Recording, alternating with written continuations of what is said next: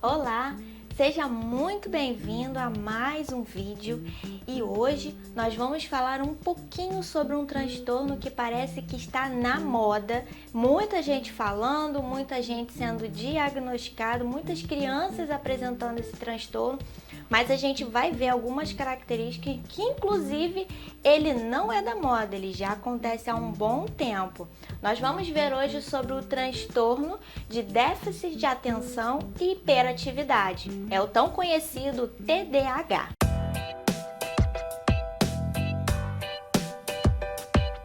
O TDAH, ele não é um transtorno da moda, apesar de que hoje a gente tem visto muito sobre ele.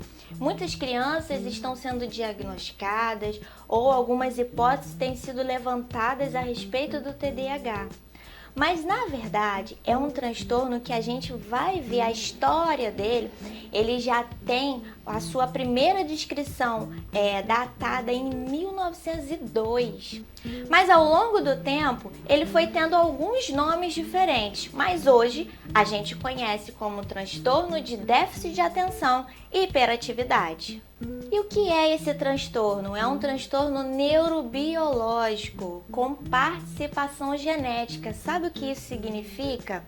Que ele pode ter a sua hereditariedade.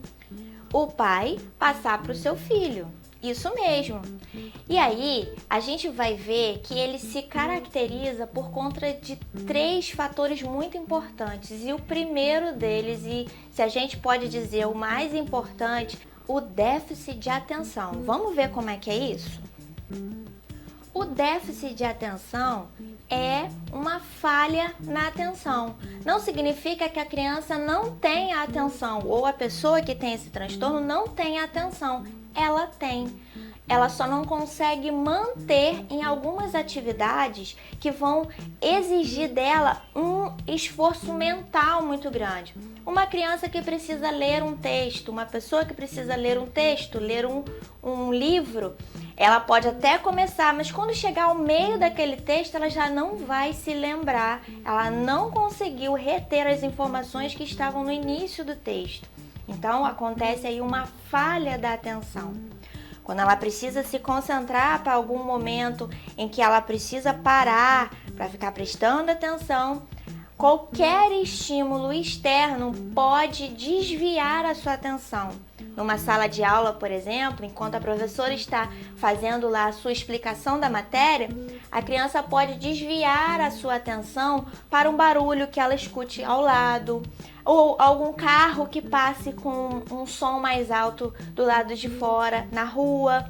Então, ela tem uma dificuldade em projetar a sua atenção para uma atividade que vai exigir dela um esforço mental maior.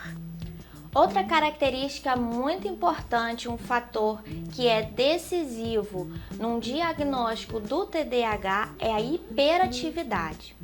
A hiperatividade vai se dar sobre o movimento constante e intenso da coordenação motora.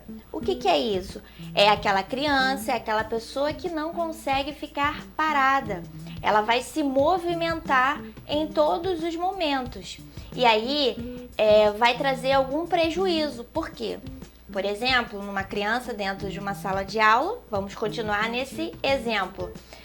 A criança não vai conseguir parar, não vai conseguir se manter sentada, ou seja, ela não consegue ficar parada no momento em que é esperado. E mesmo assim que ela fique sentada naquele momento, ela vai mexer as suas mãos, ela vai ficar mexendo os seus pés, virando de um lado para o outro. Ela não consegue ter o seu controle na sua coordenação motora. Essa é uma criança que está em constante movimento. É difícil você ver ela em algum momento parada, quietinha, prestando atenção. Mesmo que ela esteja com a sua atenção voltada para alguma atividade, para alguma coisa, ela vai estar se movimentando com os pés, com as mãos, com o seu corpo. E o terceiro fator que compromete aí na vida de quem apresenta o transtorno de déficit de atenção e hiperatividade é a impulsividade. E o que seria uma criança ou uma pessoa que apresente esse tipo de características? Sabe aquele comportamento de agir sem pensar? Ih, esqueci, é mesmo, mas aí já falou, já fez. Bom, se você conhece uma criança, uma pessoa que tem o comprometimento nessas 3 áreas, déficit de atenção, hiperatividade e impulsividade, e ainda esses comportamentos vão ser apresentados em algumas áreas da vida, na escola, em casa, na família, no lazer, a gente percebe que existe um comprometimento e um prejuízo na vida dessa criança, então é preciso levar em consideração essa hipótese diagnóstica.